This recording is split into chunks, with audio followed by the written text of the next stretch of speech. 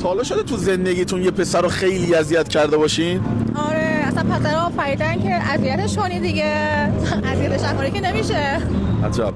حالا ما یه چالشی داریم، این که زنگ بزنید به یه پسری که خیلی میدونید اذیتش کردید، یعنی دیوونش کردید، ببینیم اصلا جواب شما رو میده یا نه. آره ولی خب من این پسر رو خیلی اذیتش کردم. 2 دقیقه دیر جوابشو میدادم میشه از گریه میکرد. آخرین پیامی که بهم داد گفت اگر بهم 2 دقیقه دیرتر جواب بدی من واقعا خودمو میکشم. من به یه اتفاقی افتاد 4-5 روز اصلا نتونستم جوابش بدم، بعد دیگه پیگیرش نبودم. الان چند ماهی شده. یعنی گفته اگه جوابمو دیگه ندی خودمو خلاص کنم. عجب.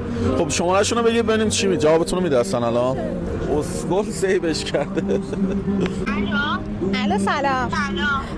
ببخشید علیرضا هستش؟ ببخشید دخترم علیرضا تا 3 ماه فوت کرده. چی؟ فوت شده؟ به چه دلیل اصلا فوت کرده؟ حالا با یه دختری آشنا شده بود، جدا شدن. پسرم هم به زندگی خودش